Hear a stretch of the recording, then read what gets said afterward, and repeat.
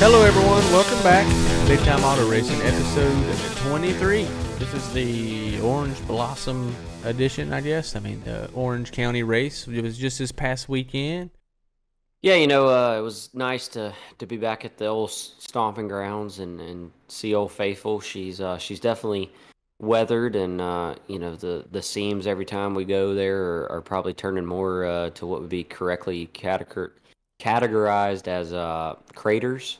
And definitely had some chunks of asphalt and whatnot come up, but I know a lot of people were worried if we were going to complete the race and whatnot, and we did. The pros ran their whole race and we ran ours, and I'm not gonna lie, there was some pieces of track that came up, like I said, but nothing that affected the outcome of the race. Yeah, nothing too bad. The Big Time Auto Racing podcast is brought to you by GeoCut Laser and Powder. You can find them at geocutfabrication.com, where you can order on-demand laser cut parts online with a few clicks of the mouse. Fast lead times, no minimum orders. You're dealing with great people there, folks. Adam Zirkle, he's the man. He knows what he's doing. He'll get you dialed in. No minimum orders. That's a big deal in the laser cut world, people. If you need a sign done, something quick, something easy, or if you need a major project done, he can help you out. He's the guy. GeoCut Laser and Powder. GeoCutFabrication.com. So, a little bit of, when you have an old surface like that, stuff like that's going to happen. But nothing too astronomically bad. They were expecting, there's a lot of talk. There always is on social media, oh, God, the whole track's going to come up. They shouldn't be racing this. But, like you said, it wasn't too bad. Part of it. Some of those things, they'll get fixed, obviously. But overall, felt like it was a pretty good weekend for the return to Orange County. There's a little bit of a bitter history there between the Tour and Orange County. It went away for a little while. So overall, you felt like it was a good weekend for the Tour there? Yeah, I did. I would say that, like I said, the only con, gripe, whatever you want to call it, was the surface from people. Right. But I think that got forgotten rather quickly. Everybody who tuned in to watch or who hasn't yet will hear about it when they listen to our podcast. It did what it always does, and that's produce some of the best racing that you'll see on the schedule. Side by side racing. Both races were good. Connor Jones and Caden Honeycutt put on a hell of a pro late model finish. Yeah. And then obviously our race had quite a few lead changes and and was a good race as well that Brent Cruz went on to win. So like I said, I was glad to go back.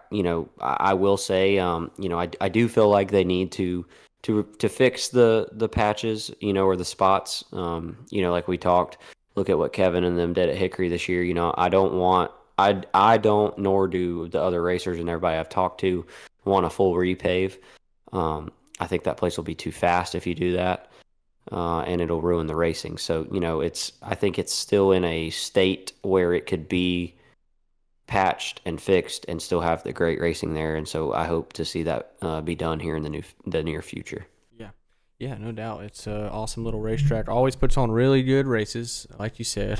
I got to watch it pretty in depth this time. This time we wasn't delivering a baby or nothing, so I got to hang out and watch the race on TV. So it was cool I even took some notes, and some of those notes I wrote down. First one, Burrow, fast as shit. That's all I wrote. Mind you guys, I did have a bourbon drink while I was watching this race. So these notes, take them for what you will. Note 1, Burrow, fast as shit. Note 2, Landon, oh shit. Now, Landon's deal was real bad. Obviously, broke the right front hub, and Logan Clark knocked the damn wall down. That was one of the hardest hits we've seen in a long time. Yeah. So thank God Logan's okay. It's great to see him get out and everything, but that car is toast. It was absolutely murdered for sure. So it was, but really glad to see that that Logan walked away unscathed, and nice safe race car, obviously. And then and Landon obviously didn't get too hard of a hit there, but obviously a big hit to his confidence and stuff. And I know obviously he was the guest last episode, so we were obviously pulling for him and want him to rebound. It's just one of those things. That's how racing goes. I was in a similar situation as far as running bad to start the year last year, and it's just part of it. But he'll get back. We're obviously all pulling for him there. Bobby's wreck. I didn't write down any vulgar language beside this one, but Bobby's wrecked. I just kind of wanted to see what what your thoughts were on that, because because we kind of talked about this already, Brandon. We kind of both agreed that it's pretty much a racing deal there, but a very, very aggressive move for sure. But Bobby's hard as hell to pass. Yeah, he is, and I mean, he's really good there. Obviously, he's the best car there at the time, so obviously he's gonna be hard. I'm not saying in general he's, like a Ryan Newman guy to pass. I'm just saying he's always good, so he's gonna be tough to pass there. Yeah, I mean, Bobby is he's a 3-time Cars Tour champion, and he knew what he was doing. I didn't get a chance to talk to him about it after the race was over, but he and I have been teammates. We've raced together for a long time, and we've raced there a lot. So I know the line he was running. It's a very defensive line. Oh, yeah. Low exit off of 4, right? Yeah, but as the saying goes, that's kind of been racers' code. I feel like for a while, if I'm in front of you, it's your job to get around me. It's not for me to give it to you. And that's what he was doing. And obviously, Zilich said it kind of in his interview. He felt like he got a run to Bobby's outside the lap before, which I think all of us saw that he did. And Bobby squeezed him in the fence, and he definitely did. I haven't seen or heard Bobby say, that, but not saying he tried to deny it, but, like I said, he definitely did.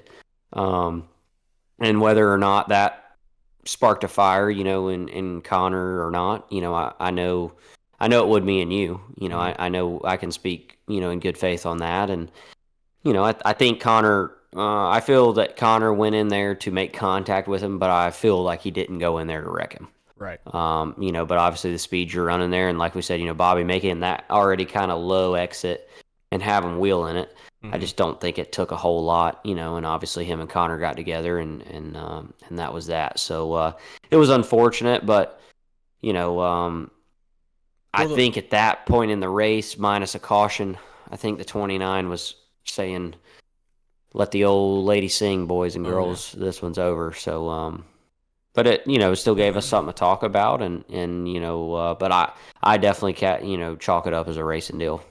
Yeah, my next note was consistent Connor Hall. He's been very consistent at the start of the year. Yes, very. P4 at Orange County, so consistent Connor. Last year's national champion, making a run for a Cars Tour championship already. And he's probably going to get better. He hasn't won a race yet, so yeah, and they watch out for that guy. Just a side note for that too, they actually had to pull out their backup car. Wow. On Saturday, they split the cross member in that other car. Been there. So yeah, I think he said he got about 40 minutes of practice in that car, the car that he ended up having to race. So and he didn't qualify very well, but neither did Carson Quapple. I'm pretty sure he finished third. So those guys, like you're saying, Connor and Carson, those good guys and consistent racers, they're always going to find a way, and they did that night. Like I said, I think Connor finished, fourth, I think. Mm-hmm. But yeah, he's been very consistent, and that's why he's leading the points. Something I want to start doing, at one point we talked about keeping up with some chassis numbers, and now that the chassis war is starting to begin a little bit, right? There's a little bit of hostility out there right now. Yeah, there is. I love it. That's when racing's great, because if there's chassis guys that hate each other and talking shit and everybody's fighting and switching drivers and all that, usually that means the racing's pretty damn good. That's how it was in the 90s, so maybe we're on to something here. So I love the chassis war. I'm not saying I want to just ruffle everybody's feathers or nothing, but I do like, in other words, I just want to start pointing out what chassis certain guys are running, just to fill in the viewers that maybe don't know. So for instance, Connor Hall this weekend, both of those cars are probably Reynolds cars, right?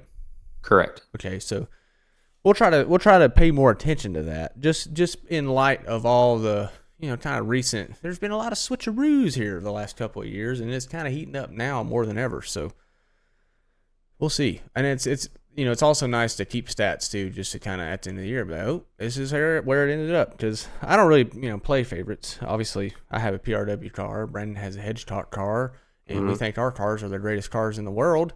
And sometimes we think they're the biggest pieces of shit in the world. It's just depending on what racetrack we're at and how we're feeling that day.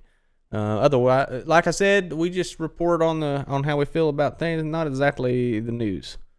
Yeah, I mean, just for note, looking at it real quick, you had 4 different chassis manufacturers in your top 5 at Orange County the other night, so that's pretty impressive. Wow. All right. So see, and one of those, my first note, Burrow, fast as shit. Yep. That's his own deal, right? They're their own his family race cars, right? Yep, race cars. So you had that was Chase was 5th, and so that was that. Obviously Connor Hall 4th, Reynolds, Carson Quapple 3rd. That's a Hedgecock. Caden Honeycutt was 2nd with an RNS, and Brent Cruz, your winner with a Hedgecock. So hey, that makes things a little more. So everybody talks about the engine. The engine builder is always listed on the. A lot of times on like race monitors and stuff like that, randomly, who's your engine builder? Oh, it's an Enforcer. That's what most people put. That's a Ford, or it's an Enforcer. I got the 604 crate in tonight. Yeah. It don't seem like people report too much on the chassis. I would like to see that. Maybe we see that. That's a suggestion we could add to Flow. Yeah. Chassis manufacturer. Maybe really put that in instead of putting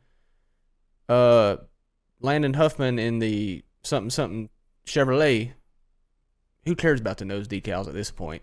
Landon Huffman in the something RNS car or something PRW car or whatever. You know what I'm saying? So I think that'd be cool. Sure. Maybe a little suggestion box. I like it. Also, Carson Quaffle picked up right where he left off. Didn't take him long. He started from deep, right? I think he was. Started 21st. So picked up 18 spots. So that gives him hard charger, and finished 3rd. So that's picked up right where he left off. Obviously, going to be seeing a lot more of him over the coming months. Obviously, he's starting to prove himself on the bigger stage, and comes right back to this. Picks up where he's left off. It's always good to see CARS Tour guys get big opportunities. I'm sure that guy's full of them. So pulling for him. Yeah, he's getting 2 this weekend. He's got a ARCA race at Dover, and he will also be in the Xfinity race. Oh, is he? What Xfinity car is he in? Junior car? Yeah, he's back in the 88 this weekend. So. Oh boy.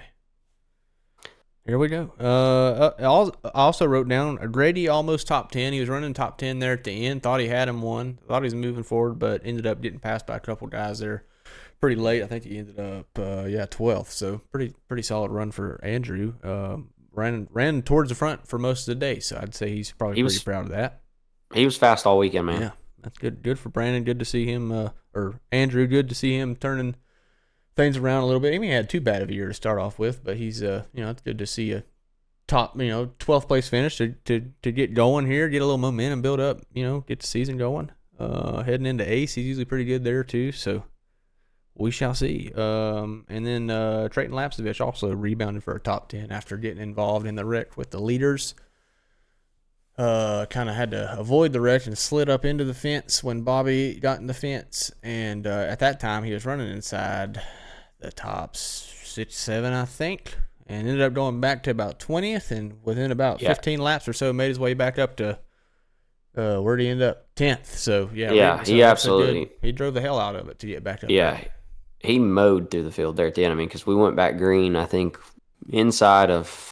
I want to say 38-ish, 37 to go. Yeah. Something like that. I mean, he put on a pretty good clinic there to get back where he did. Yeah, he was probably like pissed off driving at that point too, like when you run and do it all day and then you get involved in some shit like that, just probably chilling at that point, and then all of a sudden get involved in that, and then, man. So, yeah, probably pissed off driving, rebounded for a top 10 though, so that's pretty good. Other than that, let's see.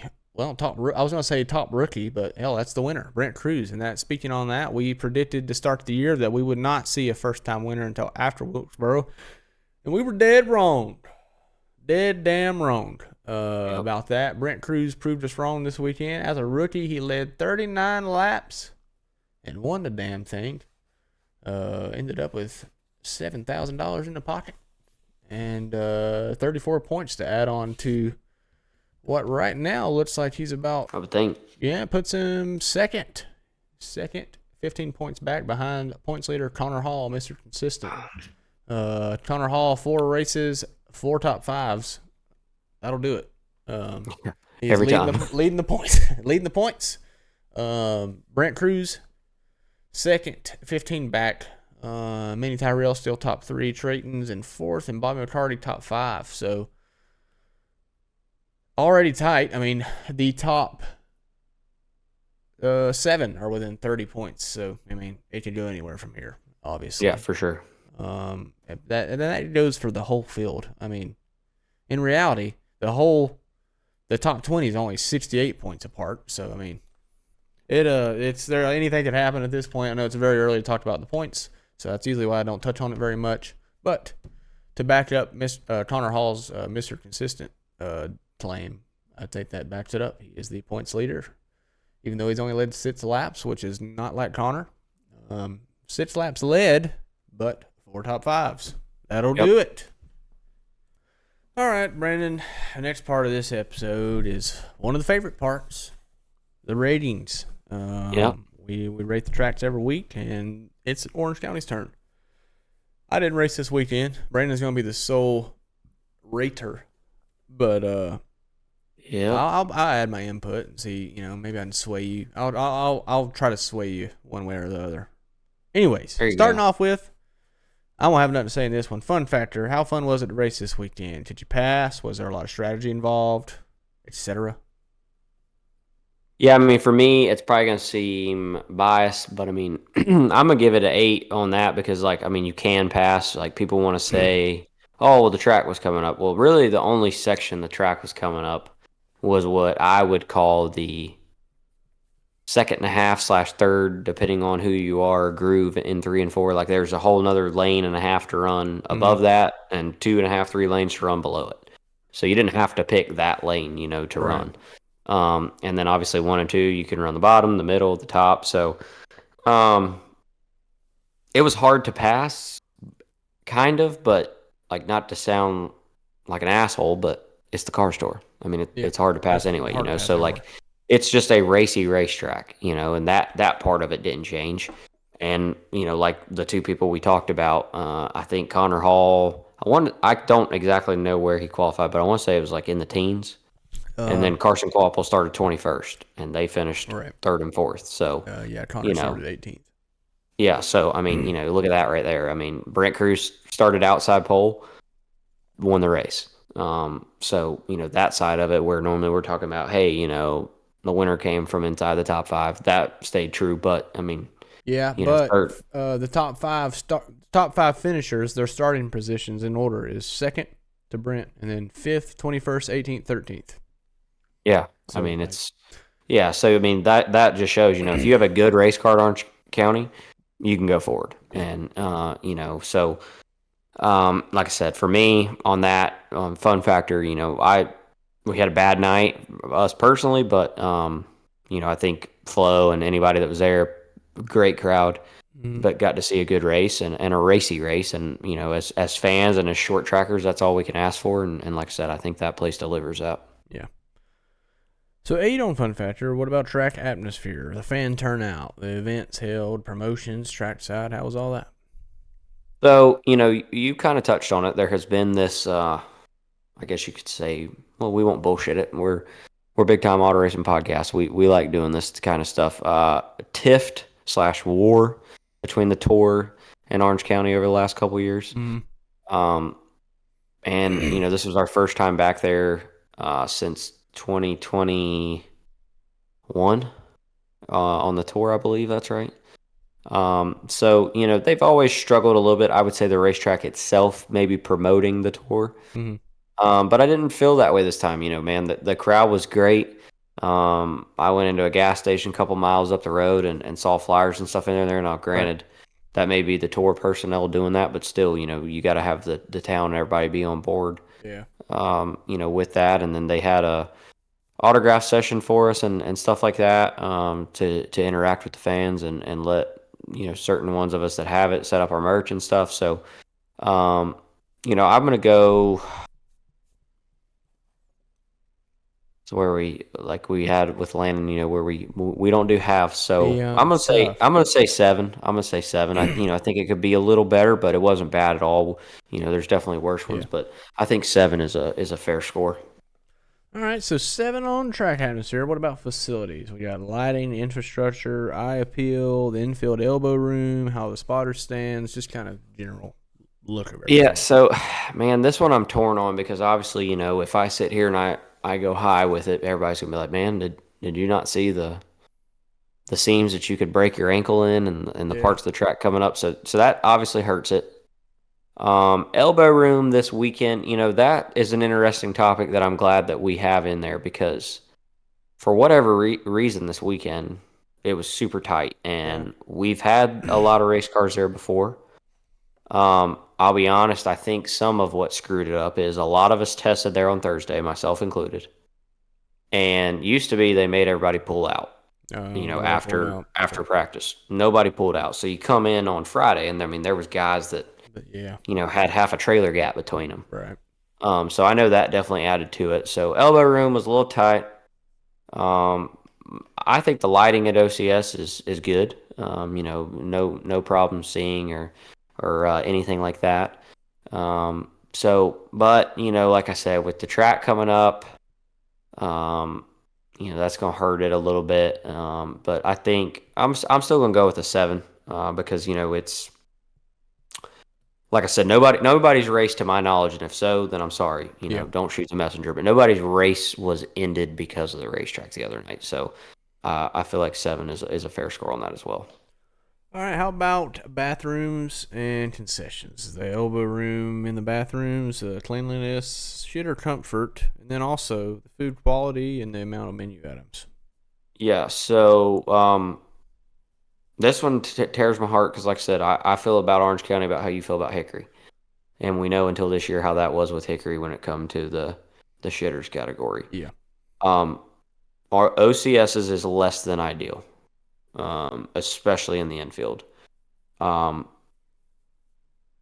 They would probably be better off just using Porta Johns. Yeah.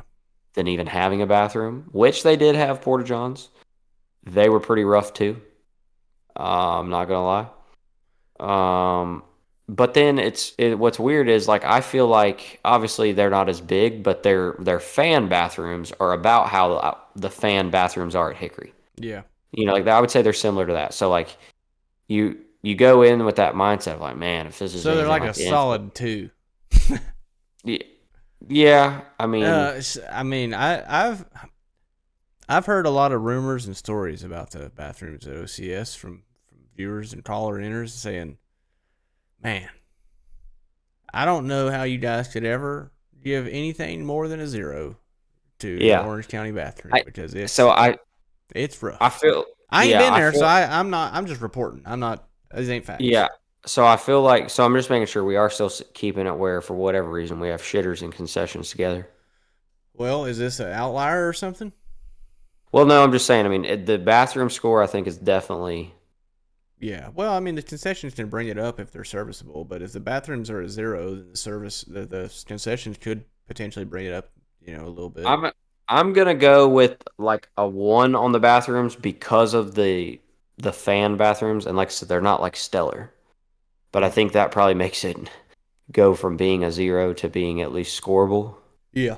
And then as far as the food goes, so I did not eat anything this weekend just because of schedule and they had us doing Fan Fest and whatnot. But I did actually get lucky enough where I was seated at to do autographs. From what I saw, they have quite a few items on the menu. And then one thing that I did see that was cool, and I actually saw this rolling to Tech because Tech's in 3 and 4 on like a little pit lane infield access road at Orange County. They had a food truck outside in 3 and 4 that was donuts, snow cones, lemonade, and maybe something else. But I just thought that was pretty cool. So, like I said, on that side of it, guess you could give, I didn't eat anything. I know lines were kind of long. But so I guess it's probably fair to go like a 4 on that. So do it. Yeah. All right, surrounding area. How's the surrounding area at OCS? The food, nightlife, hotels, stuff to do? Yeah, so, I mean, there's really not anything at the racetrack. I mean, nothing. So I did not stay. That one's close enough that normally we drive back and forth. to the house, which, like I said, we did for last weekend as well. And, so I don't know, man. That one's hard to say because, like I said, you either kind of go to Roxboro or Hillsboro or kind of back towards like Mebane / Alamance Crossing. So, which is about 25, 30 minutes from a racetrack. So, on that deal, I guess if we're being honest, I mean, you basically have the racetrack and that would be it, I guess. Yeah. So I don't really. Sometimes that happens. Yeah, I don't really know what. I don't really know what would be a fair score to give that. I mean, because.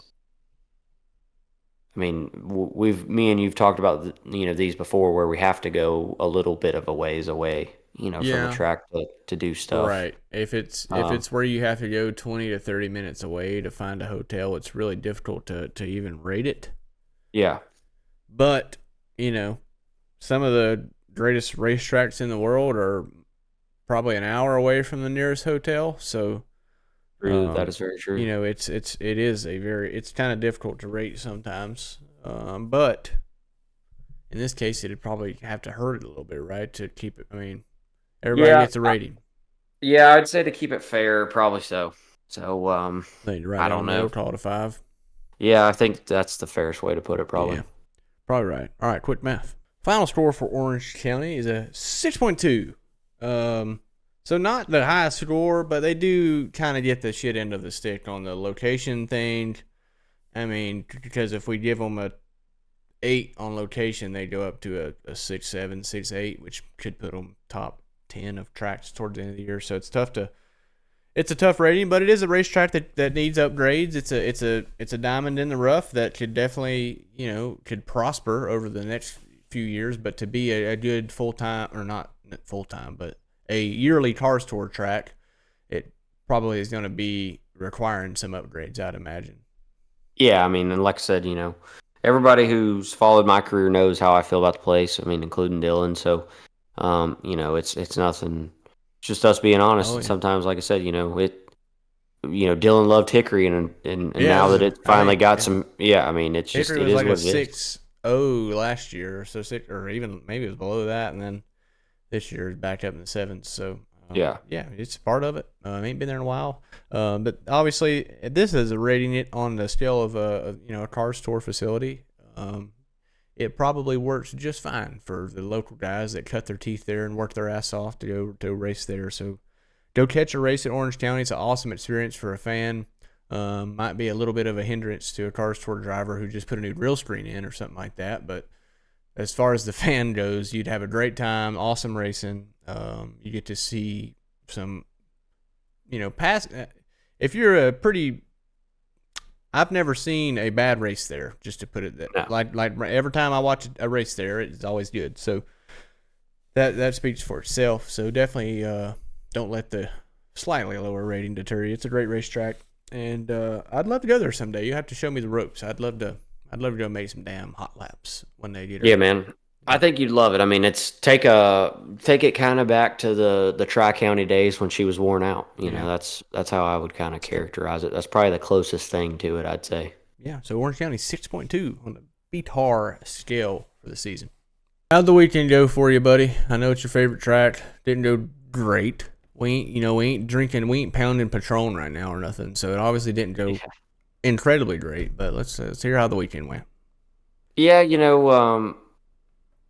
we struggled a little bit for speed off the truck, but like we've already talked about a little bit, I felt like we were at a compatible race pace for what I saw and what I felt like was other good cars. Yeah. Carson Quapple, Connor Hall, the guys that I knew was going to be good.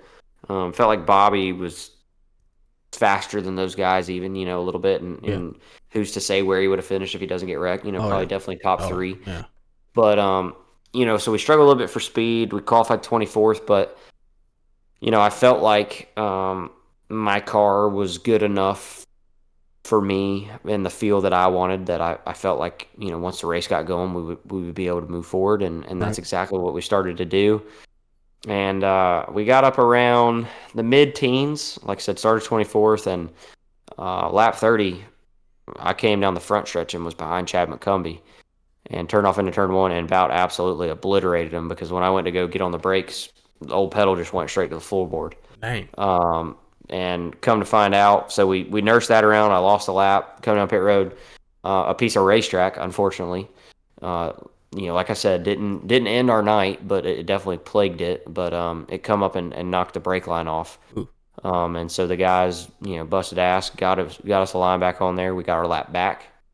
Started tailing into the field and got back up to 15th and felt like we had a car good enough. By that point in the race, this was inside 40 to go, 45 to go.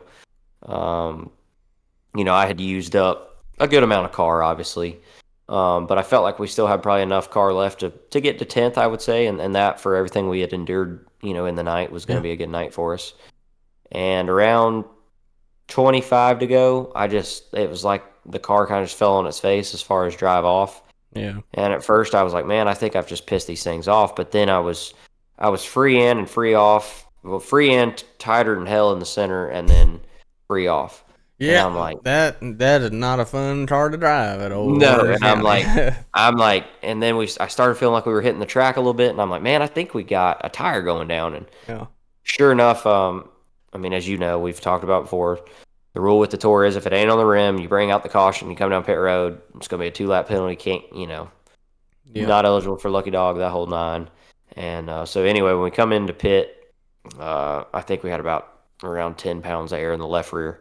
And definitely had a leak in it. So that was unfortunate, but, that brought us home. I think we ended up 20th. So unfortunate night, but we showed some promise. I was, like I said, proud in our car, when we did have to go to the back twice to come back through there. And like I said, I still feel like we were going to, finish somewhere between 10th to 12th. And like I said, for everything we'd endured that night was going to be good for us. But cars in one piece, and allowed us to get ready for what we're going to talk about next, which is the Wilkesboro Test Day. Yep, absolutely. And boy, was that fun. We got to do some fun shit today, Brandon. Got to do some pretty fun shit. We got to go test some late model stock cars at North Wilkesboro Speedway. Got to go put her in the wind. It was damn fun. I've been looking forward to this for a while, obviously. Haven't got to be in a race car all this year yet. This calendar year, yeah. Yeah. So, sat in my seat until I was putting my stuff together earlier this week. So, we are, the grind was in full effect. Dad and all my guys worked their ass off for me for the last couple of weeks. Obviously, we just had a baby who is literally 2 weeks old. So, it was a lot of work to do in order to make all that happen and do it without adding a whole lot of stress to myself and wife and all that, as far as running all over the place to get the car done. So it worked out good and smooth, and everybody pitched in, and obviously that means a ton to me and my wife. But we was pretty good. I felt like the car was good. Didn't really skip a beat as far as getting used to the racetrack and stuff. It's a unique racetrack, to say the least. It's always going to be my favorite racetrack in the world, but at the end of the day, it was repaved, and it's kind of a new beast, and it's something I haven't had a lot of experience on, is high rep racetrack. So I definitely had some nerves as far as like if I'd be able to adapt quick enough to like show that we had some speed, because I felt like the work we put in over the off season, we'd be pretty good if we came back and did everything right. And everything worked out pretty good, and we was top half of the field, I feel like, throughout most of the day. And that's kind of what we was looking for, especially when you got over 40 cars there. So definitely feels pretty good to run decent, and you were fast as shit too, so it was good for obviously both of us. So how'd you feel about it? We'll get more in depth about the whole changes, but how'd your test day go first? Yeah, I think kind of the cool thing about me and you being buddies is, obviously outside of us filming our podcast, we kind of bullshit with each other and poke and prod at each other and have fun. But both of us, I think, kind of had the same, anxiousness, I guess, right? Yeah, it's just about today. Yeah, we all have seen the photos, and, obviously got to see a little bit, very, very little, but stuff of the clips from the Hoosier tire test with Carson and Butterbean and Connor. But for me and you and the rest of the field, it was kind of going there today blind, and until we walked in there this morning and drove our cars out. Yeah. It was just be prepared for the unexpected. And I can honestly say, sitting there at the end of pit road waiting to pull out on the racetrack. Oh yeah. Well, actually, let's back up. Me and you watched. We don't have to name names, but we watched guys in the pro division. Pros were out first, absolutely about bust our ass. First thing out. Yeah, it was then pretty cool to watch. And then turn right around. Yeah. And like I said, I'm sitting there waiting to pull out on pit road, and I watched some of our late model guys about do the same exact thing. So, it was definitely a shock, I think, to me there for a little bit. Like obviously we're racers, so you got to snap out of that pretty quick. But that first run, man, I was like, holy shit! Like we are zipping around this place.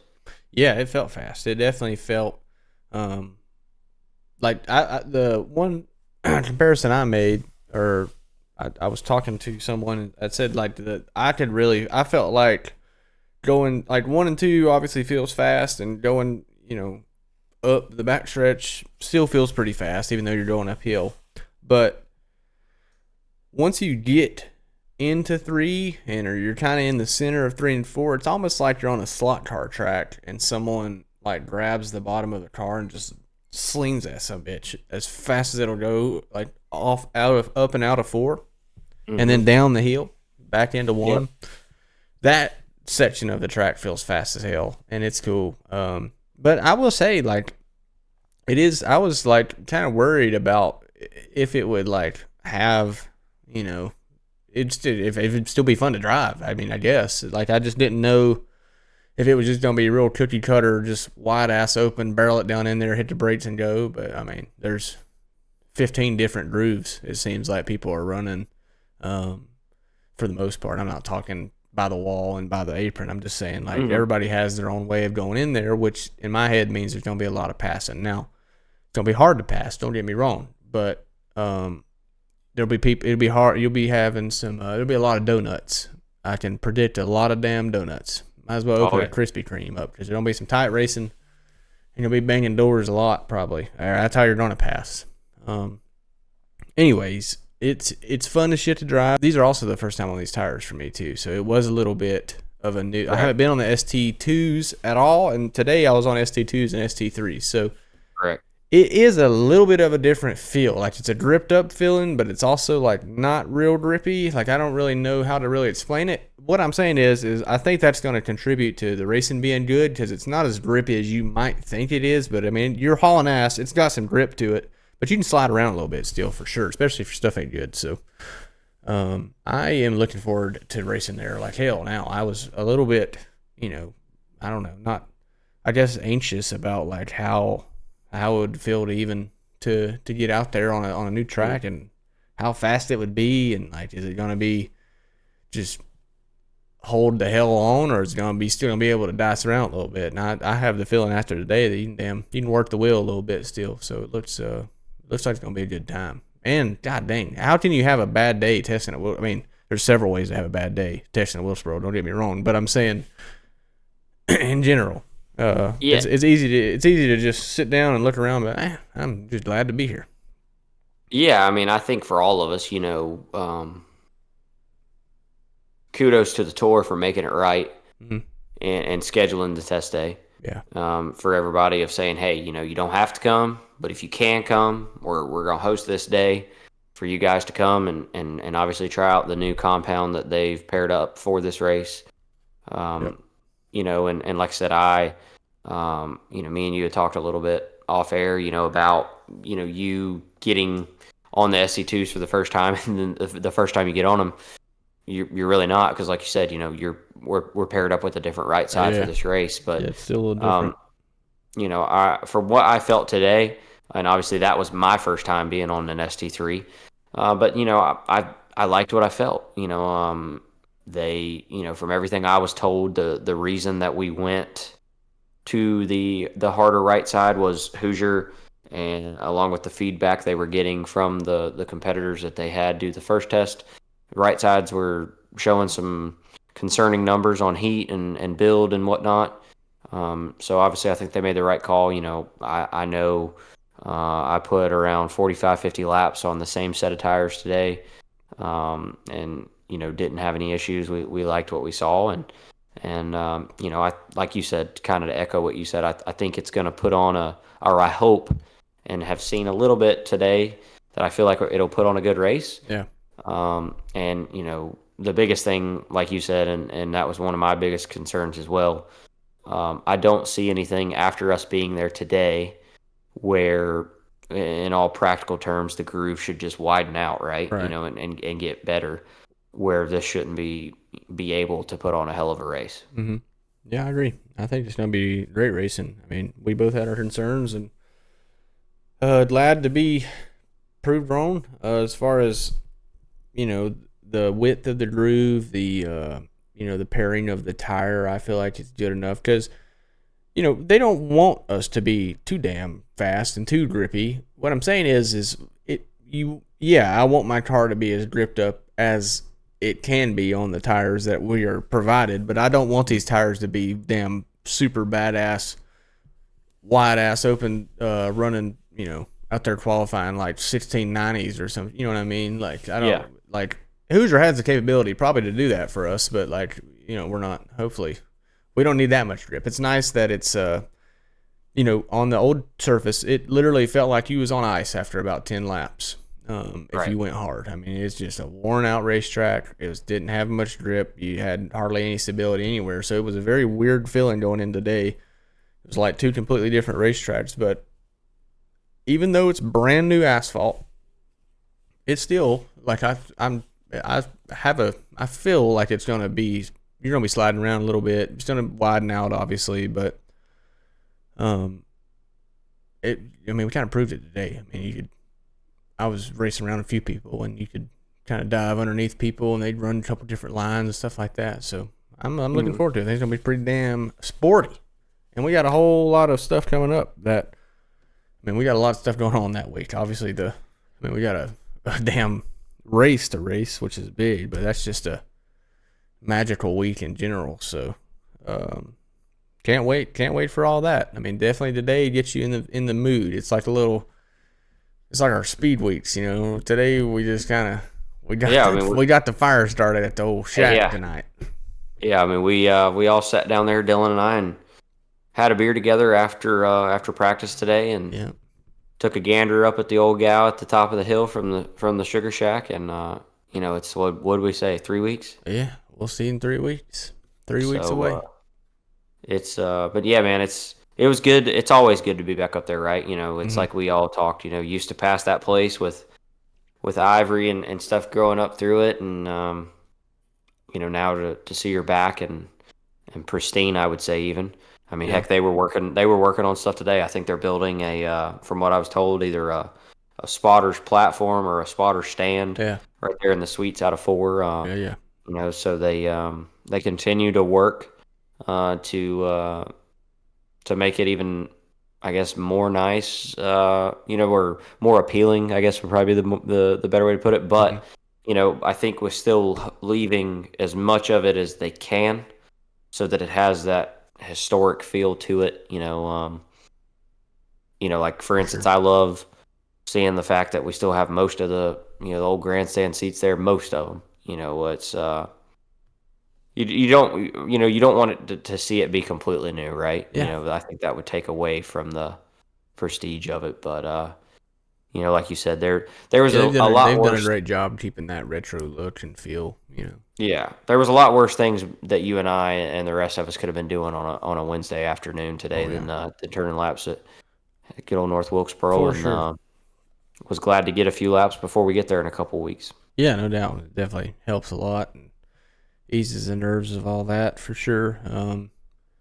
3 weeks away, man. It ain't far. It's gonna be here before we know it. So I mean, I know me and you joked about it and said but I mean, I cannot believe it's already here. I know. I mean, it's pretty wild for sure. Out of nowhere. Yep. I mean, I've got a kid and we're racing at Wilkesboro. Life comes at you fast, folks. Don't Yeah. blink. For sure. Anyways, that about does it for this episode of the Big Time Auto Racing Podcast, which is presented by GeoCut Laser and Powder. You can find them at geocutfabrication.com. You can order on-demand laser cut parts online with a few clicks of the mouse. Fast lead times, no minimum orders. Dealing with good people there. So check out GeoCut Laser and Powder, geocutfabrication.com.